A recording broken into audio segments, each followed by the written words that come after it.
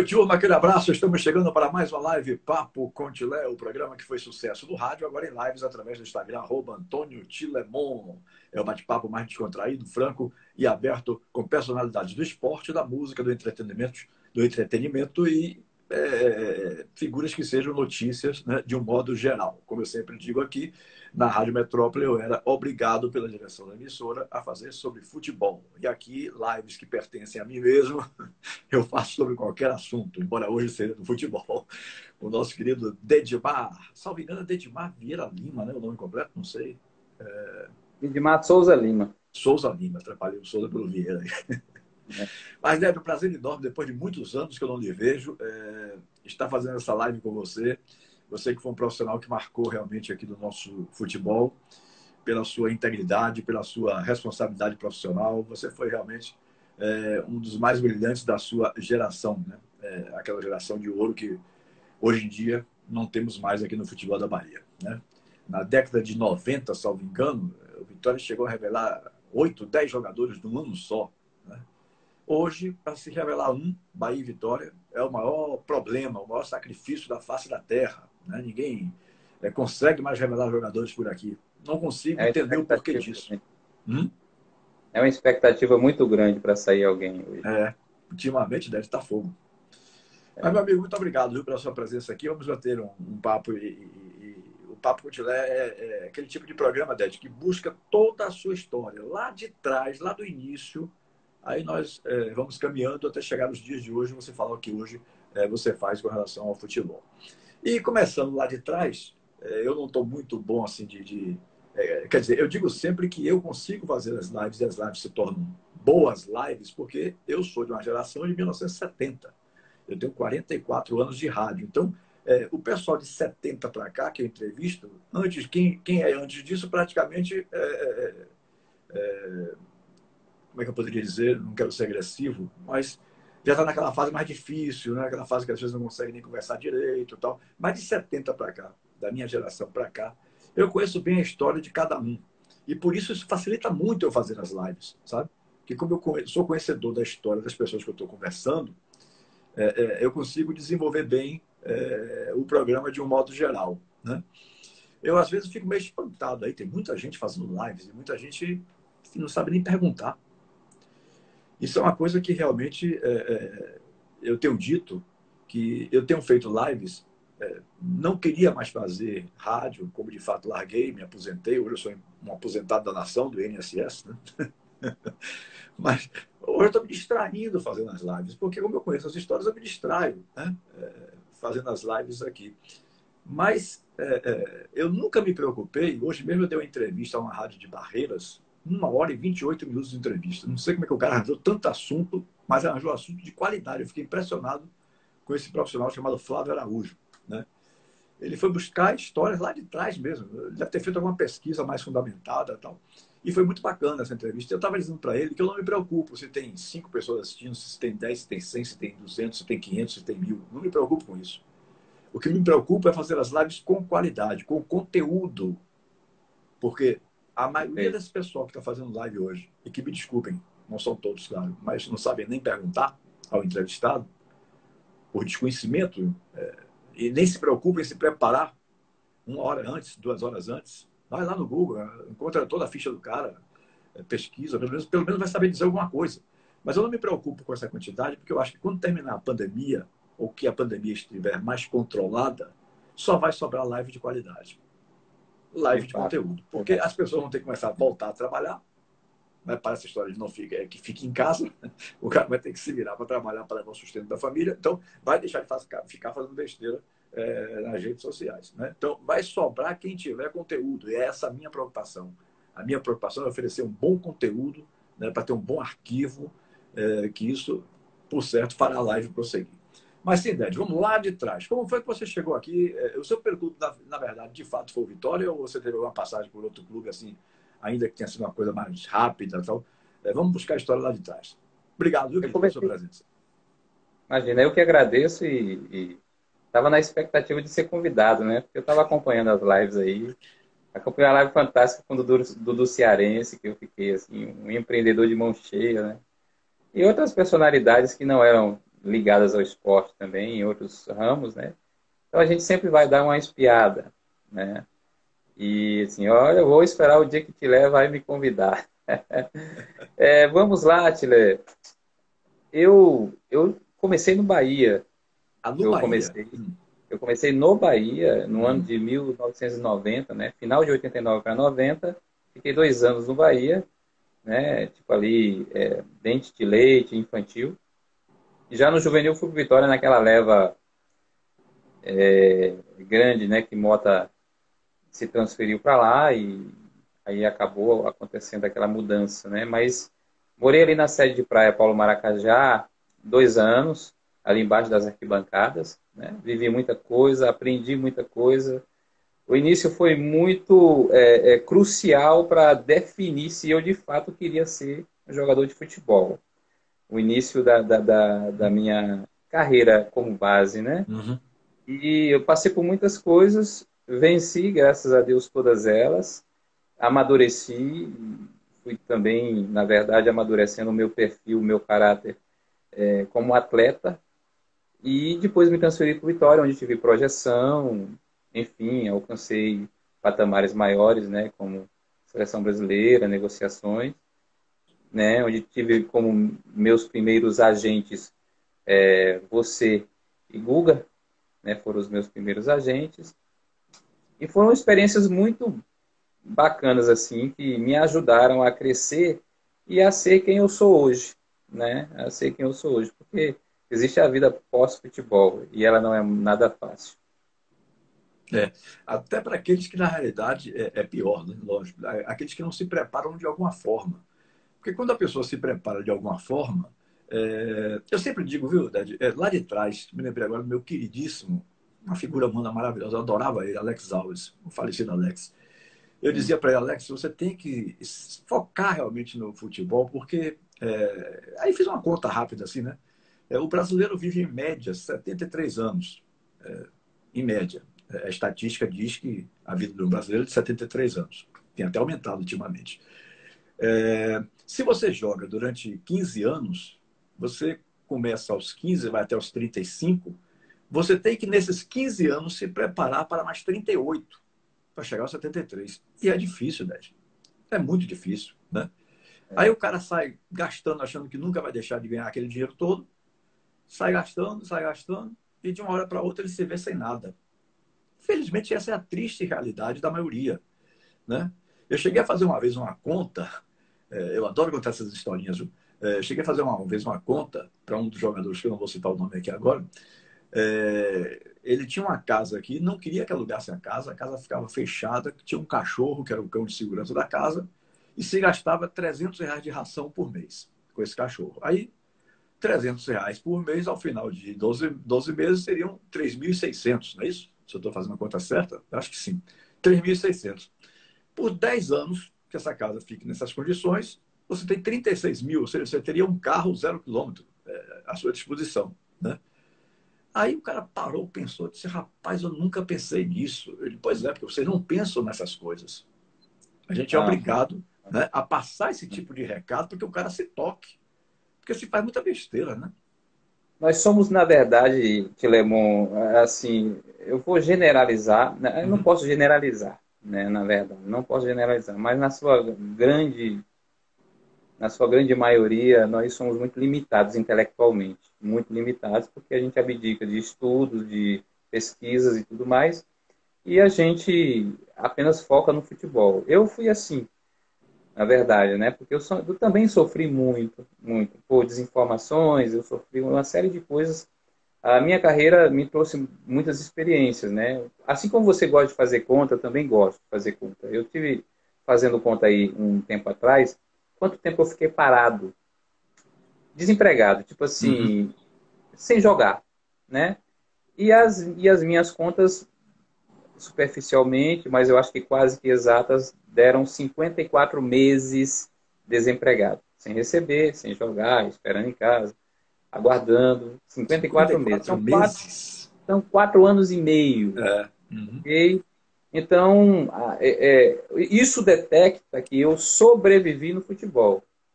Sobreviver no futebol é você estar ali dentro do futebol se mantendo, esperando o melhor momento, esperando oportunidades. É a única coisa que consegue te dar um salário mais digno, que você consegue executar, porque os estudos não te ajudaram muito. Então, a minha carreira foi muito pautada nisso, né? Em recomeços, né? Desde o início, eu sempre soube disso também, que eu poderia enfrentar. E isso me ajudou a me preparar psicologicamente para saber me comportar. Não andar como um cara frustrado, mas sim como um cara, na verdade, que soubesse reagir diante de todas as situações. Uhum. E isso durou durante a minha carreira inteira como profissional, ok?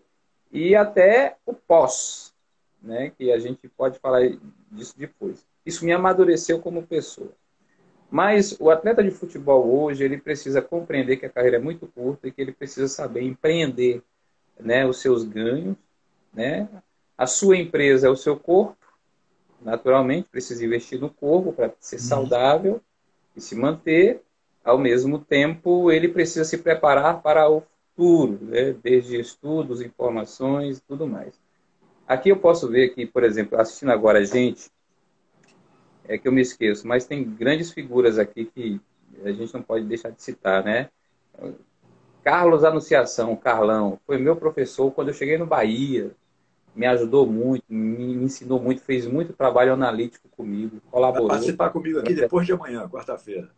E está com um belo projeto, né, que ele está homenageando aí as grandes figuras baianas aí. Hoje foi o meu dia, viu? Ele mandou um recado, eu me senti privilegiado ali por Carlão, né? Então, assim, Excelente são profissional, né, Décio?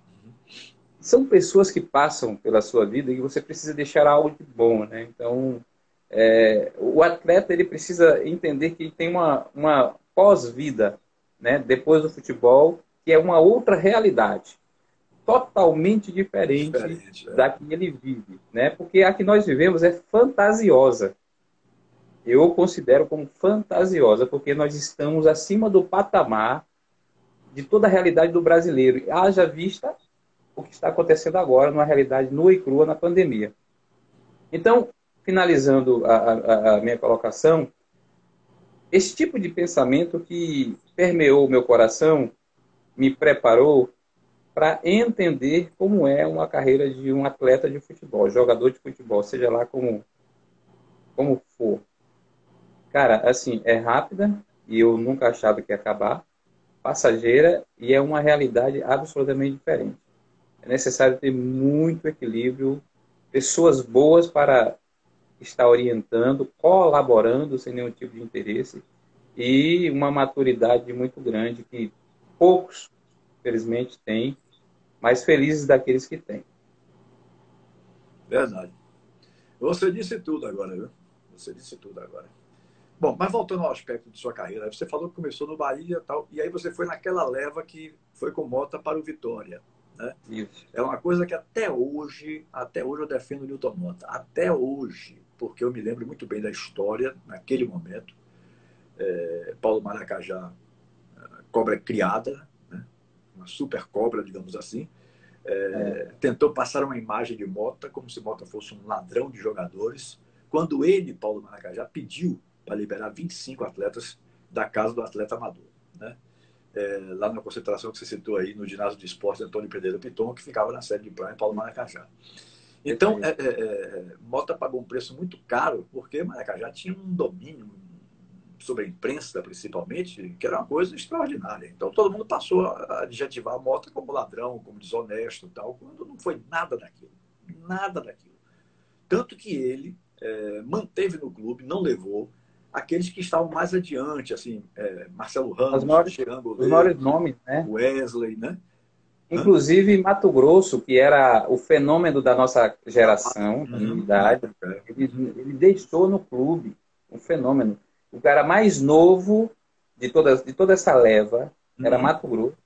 Ele deixou, Mota deixou os principais nomes do Sub-20, né? Na época, eu me lembro muito bem. E eu acho que Mota, na verdade, opinião minha, Uhum. Mota foi super honesto dentro das situações, Porque ele deixou, na verdade, Tilemon, ele deixou as cerejas do bolo para o clube, ele não lesou. E aqueles que estavam desconsiderados, que tinham projeções que talvez ele levou, até porque ele queria realizar o sonho dele, que era participar de competições, que era expandir, na verdade, que era expandir, na verdade, a metodologia dele para o mundo, né? E ele conseguiu. É tanto que os frutos explodiram, né? Na verdade, eles não amadureceram, eles explodiram. E eu defendo o Newton Mota. O Newton Mota é um referencial para mim. Foi como um pai na minha caminhada. E eu dou graças a Deus porque a minha saída, né, nesse período, me ajudou principalmente a, na verdade, ampliar os horizontes para o cenário nacional. E o trabalho, Tilemon, o trabalho que foi implantado, que Mota formou, fantástico, colaborou para que todo mundo crescesse. Então, eu acho que Mota foi, na verdade, até muito bom, muito honesto, diante do cenário que a gente vê, Sim, né? As sem pessoas... dúvida, essa é a tese que eu defendo também. Essa é a É tese que eu isso defendo mesmo. também, entendeu? Essa é o que eu acho.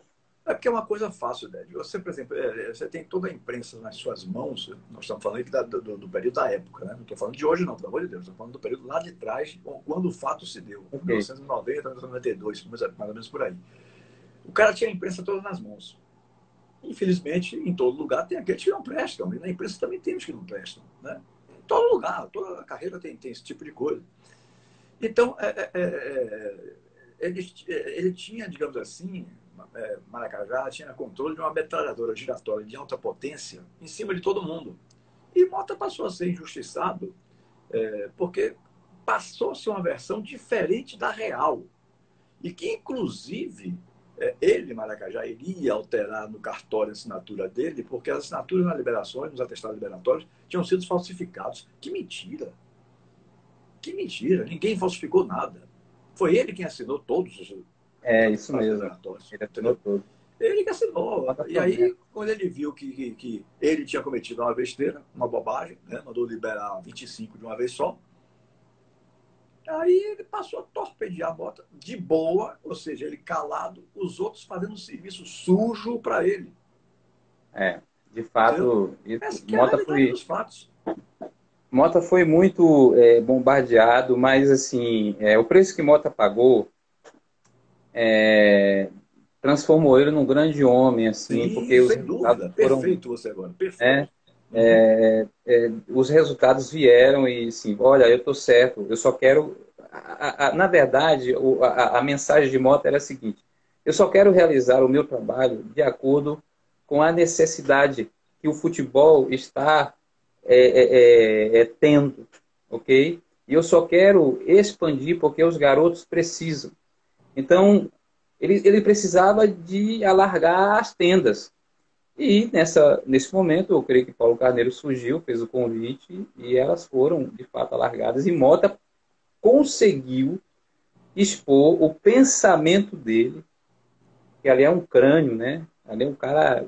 Enquanto você está conversando com Mota, ele está 15 anos na sua frente. Ele está 15 anos na sua frente.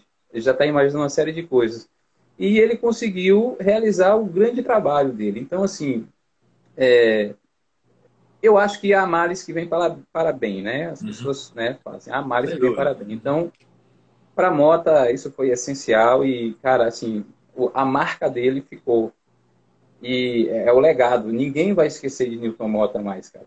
Newton Mota é o único, entendeu? Ele é o cara. É como diz o meu amigo Hélito, e eu concordo, que ele é o papa da base, né, do futebol, né? E eu considero isso porque, além do ser humano, viu? Da pessoa do ser humano. Cara fantástico e eu tive no meio dessa leva aí e consegui também aí os resultados, né, para a minha carreira futura. Ou seja, é, os principais, a princípio, né, os principais ficaram no Bahia, os outros que seriam, digamos, secundários foram para o Vitória, mas todos tinham qualidade, porque vários deles vingaram. Né? Essa que foi a grande, essa que foi a grande sacada. É. Ele olha para o cara assim, no treino, ele diz, você, meu filho, está jogando no lugar errado, você tem que recuperar isso, você não é meia, você é lateral, você não é lateral, você é volante. Ele bate o olho, ele define. Mas Perfeito. isso poucos sabem fazer. Poucos. Né? Sabem fazer. Ele teve Filé, ela não sabe. muitos bons alunos que aprenderam, né? Tipo Luciano Reis, tipo Carlão. Essas pessoas foram conseguindo absorver o melhor de Mota para colocar no trabalho de cada um individualmente falando, né? E os que realmente prestam sobrevivem até hoje, né, com dignidade dentro do próprio futebol, porque praticam o trabalho de uma forma profissional, né, bem. Bom, mas está alongando demais esse assunto, na verdade, deixa eu falar de Dedmar. Vamos falar de Dedmar. Sim, Ded, aí, com essa sua ida por Vitória, você já começou chegando como titular? Você teve dificuldades para poder se firmar? Como é que foi? Você se lembra qual foi o seu primeiro treinador nessa situação aí, quando vocês todos foram para o Vitória? Eu tenho algumas dificuldades de memória, né? Assim, elas vão sempre vindo aos poucos e tudo. Então, nós estamos passando pelo mesmo problema. Mas o meu primeiro treinador, se eu não me engano, não sei se Mota está aí, ele pode me ajudar. Ele está lhe agradecendo aí. Obrigado. Tô vendo aqui. Ele está escondido aí, rapaz. Ele Pode me ajudar. Aí. Ele agradeceu você aí. E eu sempre digo o seguinte: não me agradeçam nada do que eu digo. Porque eu não digo nada aqui para agradar ninguém, não. Eu digo aquilo que a minha consciência determina que eu diga. Né? E eu acompanhei esse processo lado a lado. Eu era repórter esportivo. Então, só tinha desculpe. Aqueles que vão se sentir ofendidos, só tinha uma diferença, que eu tinha minha personalidade própria e não me envolvia com as pessoas. Tipo dirigentes, por exemplo. Né? Então, eu podia dizer as coisas de forma muito franca, de forma colocando bem meus pontos de vista mesmo, sem... Eu fico... quando tem gente que me agradece, diz, obrigado por ter participado da live ontem com você, não sei o que, meu amigo, não me agradece não, porque eu não lhe convidei para você me agradecer. Não lhe convidei porque você é bonitinho, não. Eu convidei porque, primeiro, eu não convido amigos. Claro que a gente tem amigos entre os convidados, mas eu não convido o principal detalhe não é o cara ser amigo de Tilemon, é o cara ter história para contar. Né? Ser amigo de Tilemon é uma segunda, ou terceira, ou quarta das qualidades que o cara possa ter para convidar. Mas eu convido quem tem história para contar. Sim, vamos lá. Legal. Não, Mota me ajudou. É que eu estava na dúvida se era Pequim ou Amadeu. Foi Amadeu. Meu treinador juvenil, e depois eu passei para Pequinho. Na verdade, eu já cheguei no Vitória também com aquela coisa, uma ascensão em sempre subir uma categoria, né? Na verdade, também era uma metodologia que Mota tinha, os jogadores com mais potencial para trazer, ganhar mais experiências. E aí eu vinha nesse embalo aí, e Amadeu foi meu treinador, depois Pequinho, lá no Sub-20, né? Posteriormente, Pequinho também foi no profissional, certo? E foi um grande momento que eu vivi no Vitória, chegando do juvenil pro júnior. Passei uns maus bocados em meio a essa situação. Meu futebol caiu muito depois que eu tinha ido para a seleção brasileira e tal. Passei a estudar no colégio particular, isso influenciou muito no meu rendimento. Quase que eu desisti. Mota foi um cara que eu sentei na mesa dele, eu lembro como hoje. Mota, eu quero ir embora, eu não mereço o que eu estou jogando. Estava jogando muito mal, e aí não mereço. E eu realmente estava mal. Estava de dar dó. Aí eu quero ir embora, vou para IRC, porque... Aí ele falou, vamos fazer o seguinte, Dedmar, vamos fazer o seguinte. Isso foi no ano de 1993.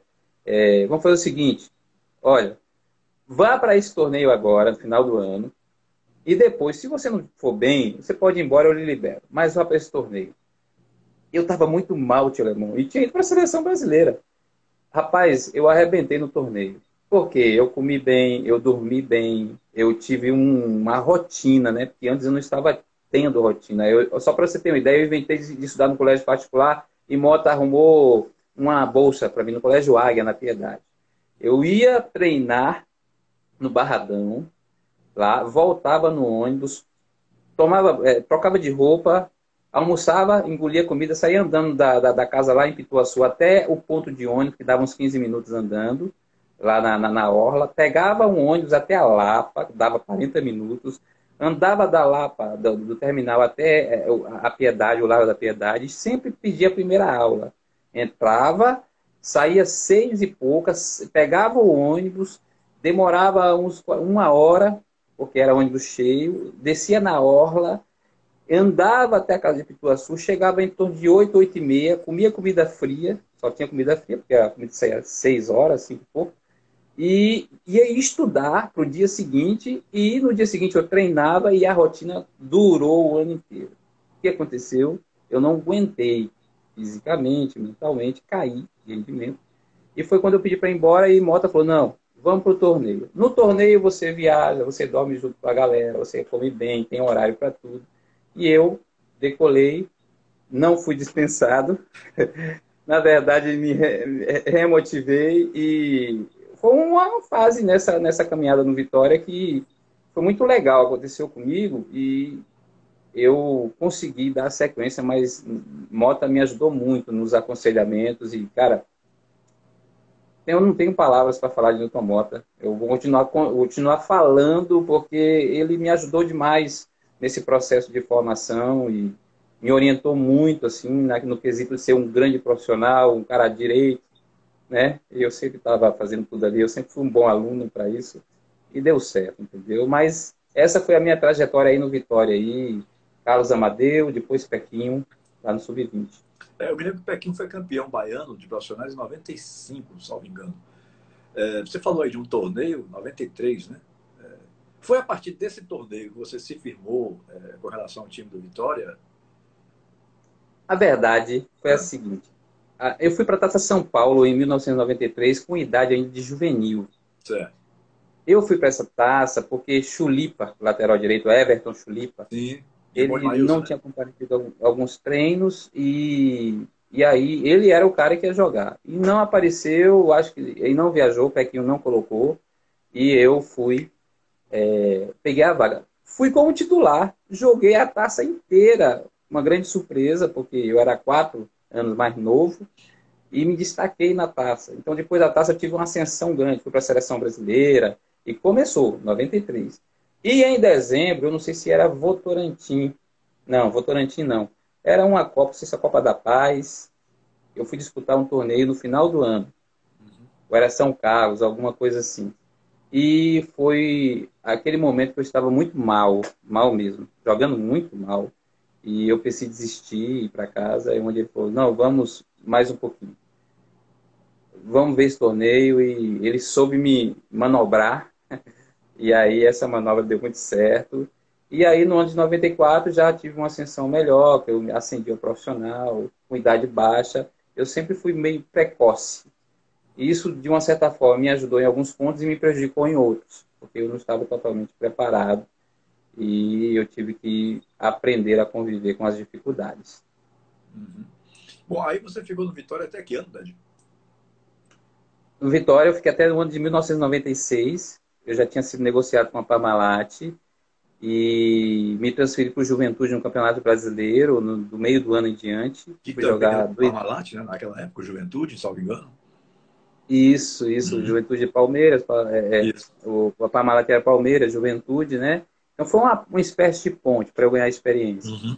Aí eu joguei no Juventude, Campeonato Brasileiro, terminou o empréstimo, eu voltei para o Vitória, joguei ainda uma Taça São Paulo pelo Vitória, e aí os caras estavam observando, e depois da Taça São Paulo eu fui para o Palmeiras e dei continuidade. Aí pronto, alcei voo, não fui tão bem no Palmeiras, fui para o Atlético, fui bem, depois eu comecei a experimentar algumas experiências mais amargas, de desemprego, essas coisas e tudo mais, Uhum. enfim.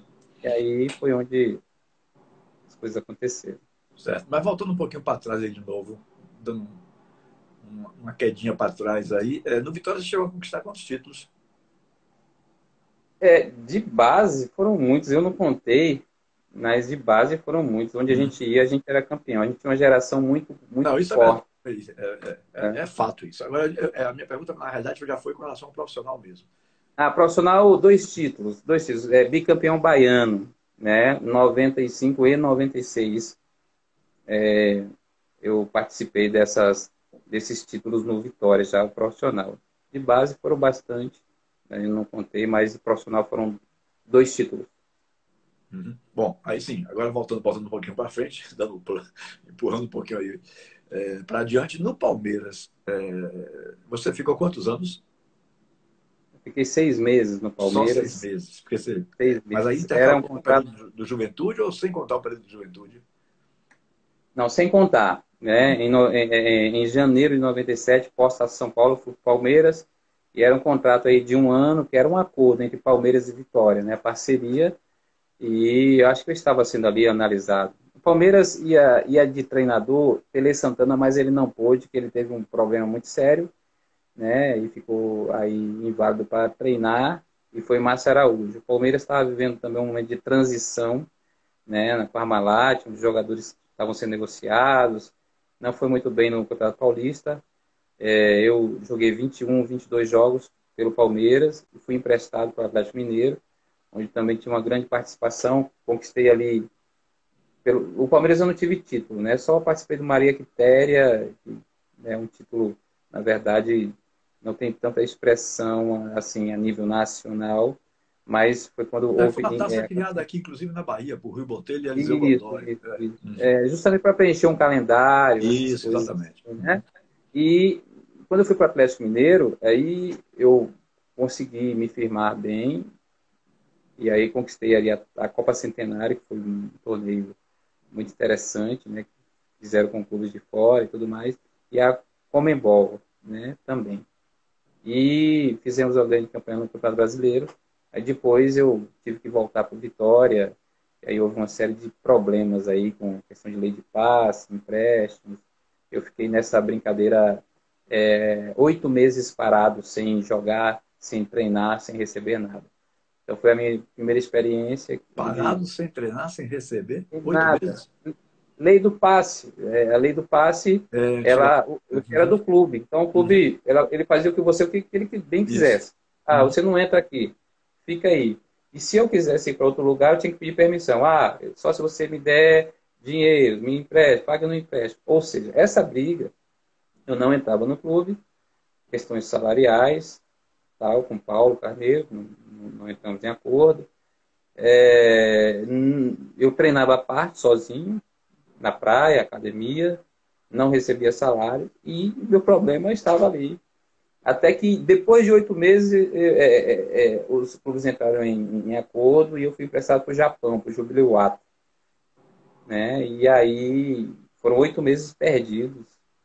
Foi a primeira experiência ruim. E que depois que eu voltei de empréstimo, ainda existia a lei do passe, o Curitiba se interessou, o Palmeiras e Vitória concordaram, eu fui para o Curitiba, assinei contrato de 1 ano, em 1999.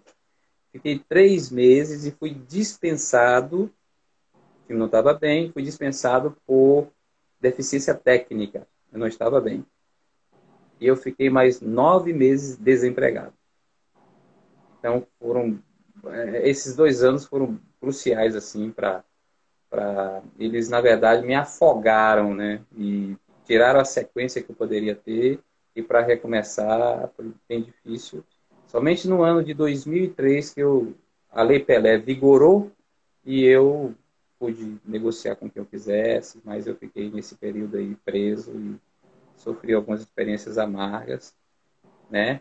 Uma pena, mas fez parte. Me fortaleceram tudo isso aí. Uhum.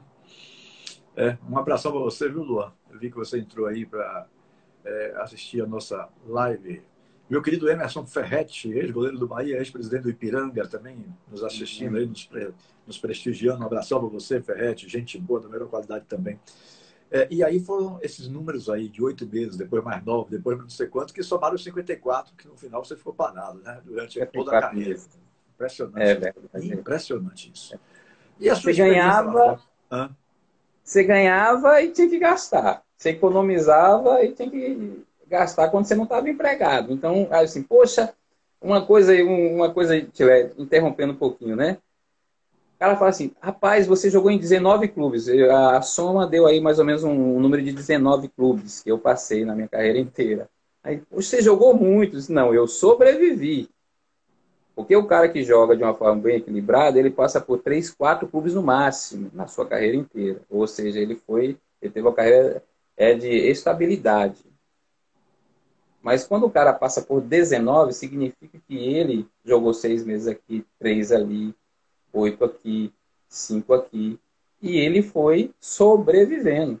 Essa foi a minha... Por isso que neste período de 19 clubes foram 54 meses parados, sem, esperando dar certo, entendeu, Tilé? Então, desculpa te interromper, mas era só para, na verdade, aí, trazer isso aí para uma informação. Eu tenho que fazer um registro aqui que eu concordo plenamente com o meu amigo Fernando Almeida, treinador, que é treinador de base aqui, começou no Galícia, teve no Jacuipense, agora eu soube que estava indo, salvo engano, no Clube Sergipano. O que acho incrível é que você não transfere responsabilidade. Aceita que não estava bem e não culpa ninguém. Parabéns. Perfeito. Perfeito. É isso mesmo, Fernando. É isso mesmo, Podia Tilé. atribuir culpas aí a terceiros, a treinadores, não, o brasileiro não estava bem, eu não estava... Nós precisamos ser responsáveis, hein, Fernando? Nós precisamos assumir as nossas responsabilidades. Perfeito. Se eu dispensado, independente se houve alguma trairagem de fora ou não, é porque eu dei motivo. Entendeu? Eu dei brecha. Eu dei alguma brecha. Então, eu diria que o melhor termo é isso. Você deu brecha. No motivo, eu acho que você não faria, porque você sempre foi um bom profissional. Mas, mas assim, não estava bem tecnicamente. Não consegui realizar os trabalhos, as determinações. Então, fui dispensado sim, eu lembro. Na época foi o Abel Braga que chegou. E aí houve aquela renovação, manda embora. Eu estava no bolo. Eu falei, ok, vou fazer o quê, né? Então, eu sempre aprendi a conviver com as minhas limitações. Eu sabia que eu era limitado desde a base, Tilemon. Eu sabia que eu tinha limitações técnicas. Eu sempre fui um fã de Rodrigo jogando. Por quê? Porque o Rodrigo tinha versatilidade. Rodrigo driblava para o meio, driblava para o fundo. Rodrigo fazia diagonal. E eu era um lateral que eu tinha, não estou totalmente mas exteriorizando, mas eu tinha minhas limitações. Eu era um lateral técnico, porém era um cara muito decisivo quando eu ia no fundo, né? Os cruzamentos eram muito bons. Então, só que eu tinha muitas deficiências. E isso não preenchia os pré-requisitos ou, de repente, o requisito da escola de futebol, por onde eu passei, as escolas de futebol, né? E faz parte. Eu aprendi a conviver com os nãos, eu aprendi a conviver com os narizes torcidos para mim, eu aprendi a conviver, Tilé, quando o treinador não me queria, e eu achava que o treinador era traíra. Não, era uma opinião do treinador, um ponto de vista. E eu poderia mudar aquilo ou não e me contentar. Então, Fernando, respondendo assim, né, e colocando, essa a realidade. Infelizmente, muitos caras não, né, Tilé, muitos caras não aceitam isto e transferem a responsabilidade. Dad, para ser franco, mais de 95% não assume nada. Joga sempre a culpa para os outros. Né? Por isso que você está surpreendendo a todo mundo aí. Aqui, Newton Mota acaba de dizer aí. Dedmar tem um caráter ímpar, referência dentre todos os jogadores que trabalhei em divisão de base. Mota. Olha ele aí de novo, né? O Carlão falou aí. Hoje todo mundo quer ter um lateral desse e não encontra. De fato aí, Carlão. Passando o tempo e analisando, sim, mas na época, como você falou, Tilemon, era muita qualidade, era muita gente de qualidade. Sim. Você olhava para todos os lados, tinha um cara que supria, né? Esse caramba, tanta gente de qualidade que desperdiçava. Então, tanto Mota, né, como o Carlão, que foram os caras que estavam lá embaixo na época, né, no Bahia, quando eu cheguei, e fizeram esses trabalhos aí, colaboraram para o nosso crescimento, eles sabem de tudo isso. Agora, a questão é a personalidade do jogador, como é que ele cresce, né? Assumindo seus erros, mostrando que ele ou omitindo. E aí ele já começa a mostrar o tipo de caráter de homem ou de pai de família que ele será. Aí, amigo. É outra história. Sem dúvida nenhuma. Sim, Dad, você falou aí que daí teve uma passagem no Japão. Como foi a sua passagem lá pelo futebol japonês? O Japão foi a sua primeira experiência internacional? Foi. Na verdade, as duas experiências internacionais que eu tive foram no Japão. né? No Jubiluata, na época, o time de Dunga e Adilson Batista, eles jogavam, né? Eu fui para o lugar de Alessandro Cambalhota, que tinha saído. Na verdade, eu fui para o Japão foi para fazer pré-temporada, porque eu fiquei 8 meses parado. E aí, os caras no ritmo lá, japonês rápido que só, e eu tive que me adaptar.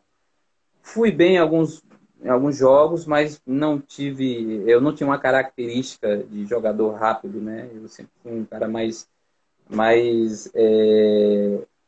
na verdade, um cara mais lento. Não, não é a palavra lento, na verdade, cadenciado. Cadenciado. Uhum.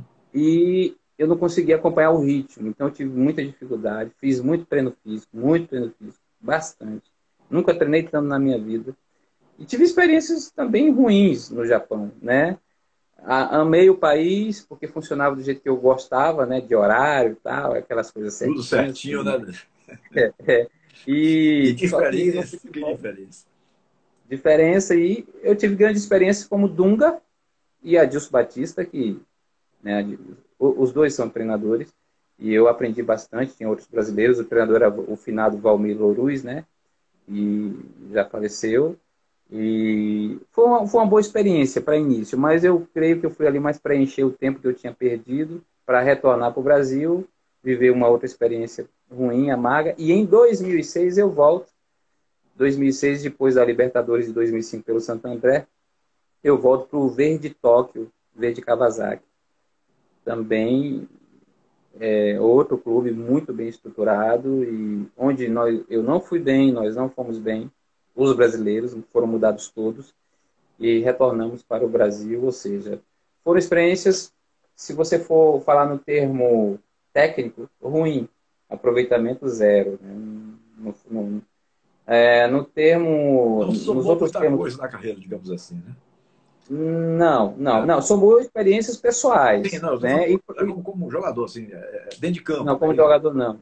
Como jogador, na verdade, deixei a desejar e eu me frustrei em alguns momentos que eu gostaria de ter resposta. Uhum. Sim, aí depois desse período no Japão, você teve algum caso assim, digamos, pitoresco, curioso, de Tive, terremotos? tive, Vários me contaram aqui tive. coisas fantásticas, eu dei Eu, muita eu, tive, eu gargalhada, tive muita risada. Hã? eu tive dois. Eu Conte aí tive pra dois. gente. Esses dois, não, dois. Esses dois foram na primeira ida, que eu estava aprendendo a dirigir, volante do lado direito, e, enfim, estava até falando sobre isso hoje. E aí, rapaz, o costume de entrar para a esquerda. Eu entrei para a esquerda numa contramão, dei de frente com outro carro. Para a glória de Deus, eu não bati, mas eu freiei em si. Aí só levantei a mão, né, para pedir desculpa e tal. Gomena sai, né? E saí. E aí fiquei ali, assim, meu Deus, eu ia bater, né? Então me deram o carro, aprendi a dirigir, mas ainda estava me situando. A outra vez foi um terremoto, um tremor que deu. No primeiro momento foi tranquilo, eu estava dormindo.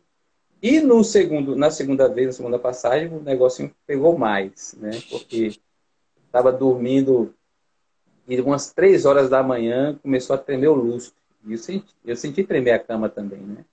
Aí eu estava dormindo, acordei e vi o lustre balançar assim, meu Deus, é um terremoto. E agora eu fiquei sem saber o que fazer. Aí eu fiquei assim, o que é que eu vou fazer, o que é que eu vou fazer? E aí, embaixo na casa, tinha um banheiro que ele ficava com a parte pro lado de fora, né? A parte externa, assim, a parte interna ficava fora da casa. Por quê e para quê? Geralmente falam que é proposital para você se esconder no banheiro, se a casa cair, essa parte que fica pro lado de fora não é afetada. Eu disse, rapaz, como é que eu vou correr para esse banheiro? Será que vai dar tempo? Eu só sei que eu fiquei esperando o próximo terremoto até 6 da manhã. Não veio e eu dormi. Terremoto não avisa. Que E coisa. aí eu fiquei com aquilo, cara. E no dia seguinte foi só resenha, né? Foi só resenha e, enfim. Vários já me contaram aqui coisas fantásticas mesmo. Jorge Wagner, né? Wesley, você agora. Teve um treinador, foi até saiu recentemente do CSA, Argel Fux, isso aí já na rádio, não foi aqui em lives. Cada um com uma história fantástica. Agora, o que é interessante é que todos, inclusive você já citou isso aí, ficaram apaixonados pelo Japão, né? Ah, eu moraria lá, né? Eu moraria lá tranquilo, até manifestei esse desejo, porque é um país assim que funciona, uma educação fantástica, qualidade de vida.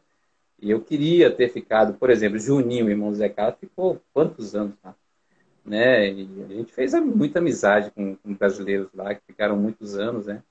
A gente sabe que tem os prós e os contras, mas além da questão financeira, que, né, sempre foi muito boa, nessas épocas, tem a questão social também, né? Você viver com família, qualidade de vida. Eu desejaria muito, né? Mas o propósito de Deus não era lá. E eu só fiquei pouco tempo, 4 meses na primeira ida e 6 meses na segunda, né? Então, só durou até aí.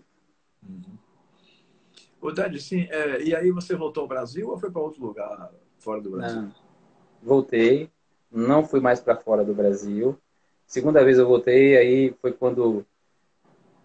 foi em 2006, eu fui para Marília, e depois do Marília, aí comecei a rodar bastante, né? São Caetano, aqueles clubes do interior de São Paulo, e começando a viver experiências bem difíceis, assim, no futebol, né? Experiências onde eu precisava me adaptar à realidade mesmo, não consegui me reerguer, né? Me reerguer, que eu falo, é tipo voltar ao cenário, né? Mas top.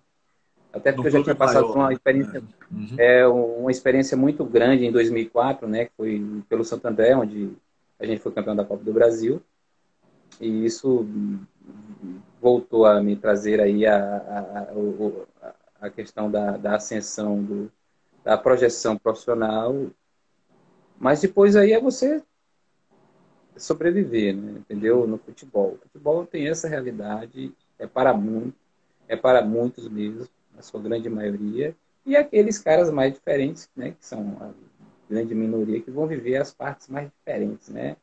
De uma carreira estabilizada, de uma carreira, né, tranquila e boa, como a gente tem muitos amigos aí. Mas se você fosse fazer a somatória de todos os jogadores de futebol profissional no Brasil, meu irmão, até fiz uma pesquisa esses tempos aí, foi muito assustadora a E é mesmo. pesquisa. Uhum. É assustadora mesmo com a realidade. Então, é uma grande minoria. Os que ganham bem, estão ganhando bem, Menos de 2%, eu acho. Ganhando menos de bem, 2 ganhando bem. ganhando bem. Se eu não me engano, eu posso estar errado, mas assim, acima de R$ 500 mil, você conta nos dedos.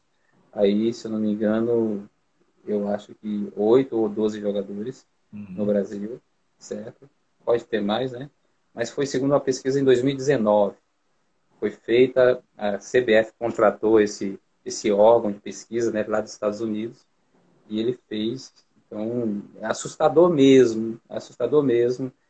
E eu vivi essa realidade, mas os números eles precisam ser expostos para que os garotos hoje que estejam caminhando, né, eles não se Uhum. iludam. É muito ilusório essa questão do futebol, ilusório, ilusório, e precisa ter uma preparação psicológica, uma questão social muito grande para os caras não se perderem aí, entendeu? Uhum. Aqui tem muita gente mandando aí abraço aí, cara. Eu Muita queria até gente aí. registrar uma coisa aqui. O Carlão voltou para dizer: esse daí foi campeão no Maraca. Você está colocando as coisas e colocando as coisas assim de uma forma negativa, mas tem coisas positivas para serem realmente Ó, realçadas, né? E assim, depois que o levam. Altaísio Paim, que é meu ouvinte há muito tempo, né? Foi meu ouvinte no período de rádio, então ele faz umas perguntas aqui, e sempre que aparece uma pergunta ou outra dessa, eu coloco para poder ficar um pouco diferente daquilo que eu estou desenvolvendo na entrevista. Qual é o melhor amigo que você fez no futebol? Qual o melhor técnico? E você teria um jogo inesquecível? Vamos lá. Melhor amigo, eu tenho hoje, assim, como melhor amigo, assim, mais próximo, amigo e irmão, Júnior Nagata. Se tornou muito próximo, né? Eu sou de fazer poucas amizades, assim, próximas, né? Amigos eu tenho um monte, né, no futebol, mas a cara próximo, assim, amigo e irmão, Júnior Nagata. Os treinadores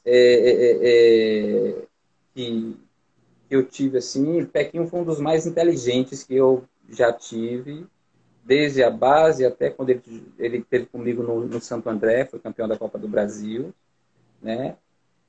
Jogos inesquecíveis.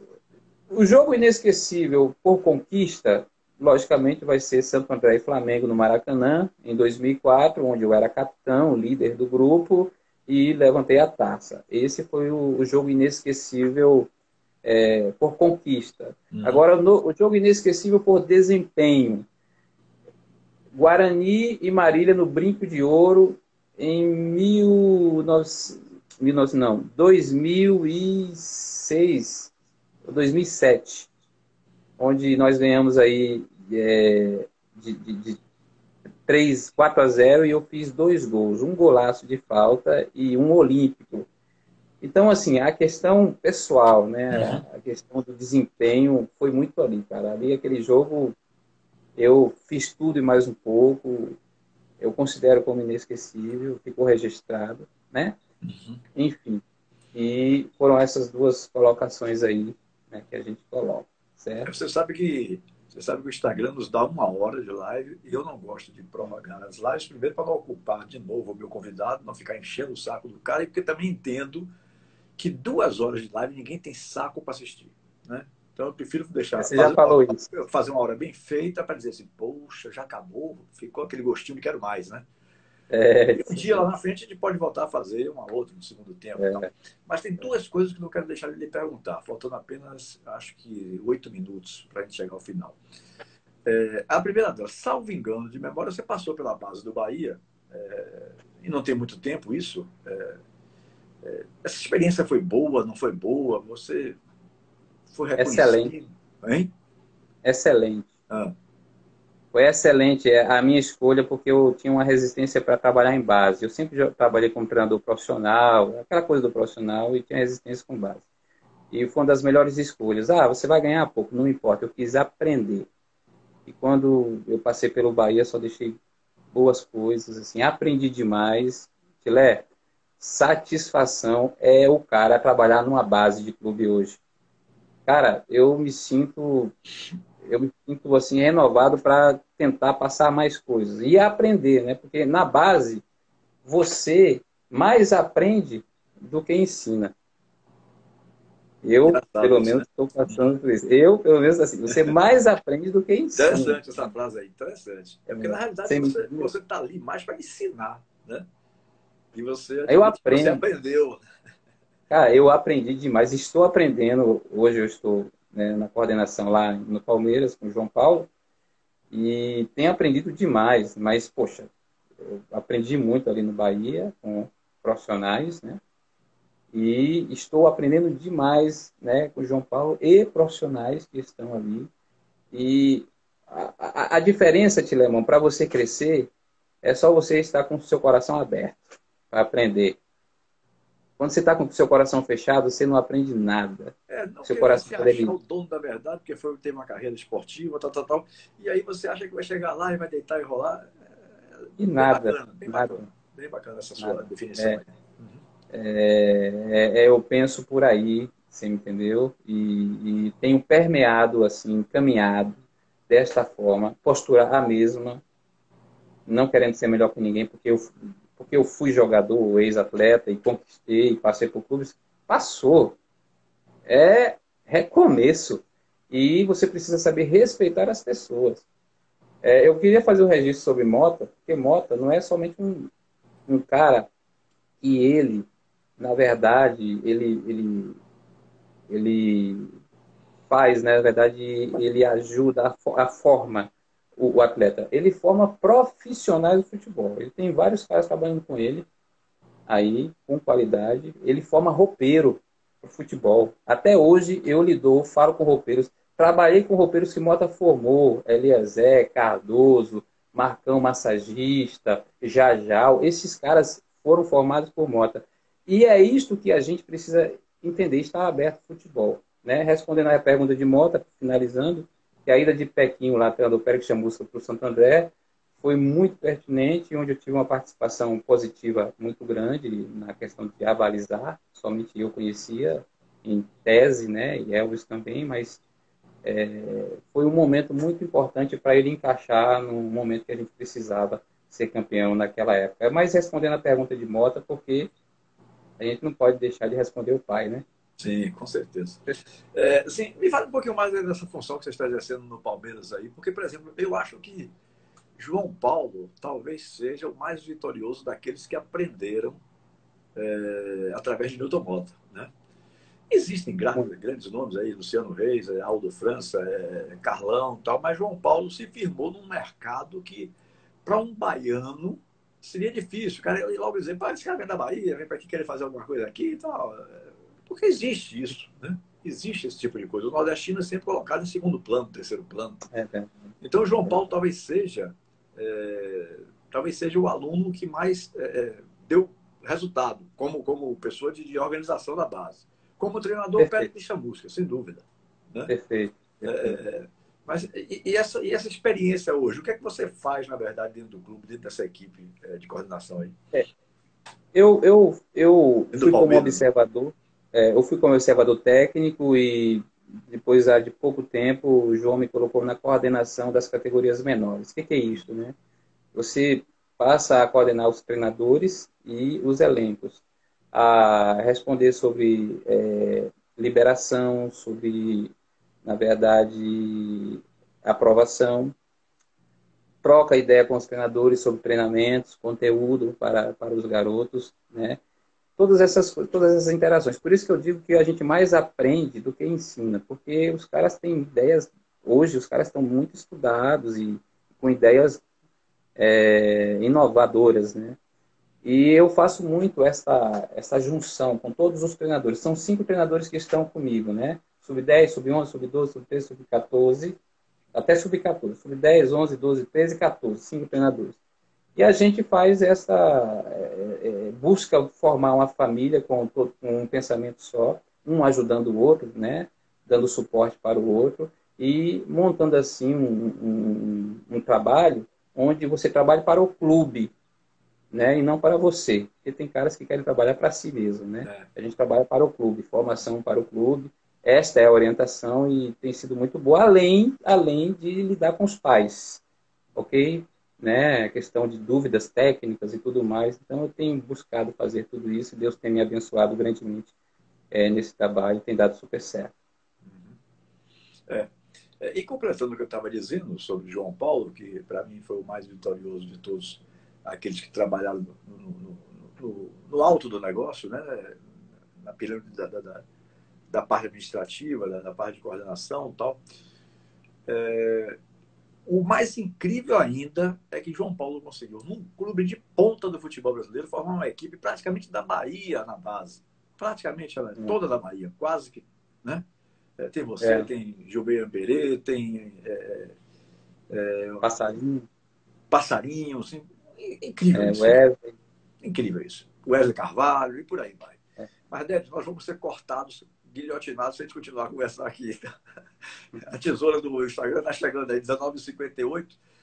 Quero lhe agradecer profundamente de coração, meu querido, pela sua participação aqui. Foi uma live fantástica, me permita dizer assim. Eu não gosto de me autoelogiar, não, mas a sua participação, porque eu digo sempre, se o convidado está a fim de falar, a live rende bem. Aqui, a vedete não é o entrevistador, não é. Nunca me quis colocar dessa forma. Mas se o convidado estiver bem, estiver a fim de falar, querendo comentar, querendo responder as coisas, de coração aberto, a live rende. E antes que ele seja cortado, um grande abraço, viu, querido? Eu que agradeço. Obrigado pela oportunidade. Um abraço a todos os que estiveram nos acompanhando, a Mota em especial, a todos os outros aí. Né? Desculpe se eu não pude responder outras perguntas. E, cara, satisfação minha, total, com você. Continue, porque eu estou lhe acompanhando aqui também, né? E eu sou um dos espectadores. Deus abençoe você grandemente. Estamos sempre à disposição para tirar qualquer dúvida aí.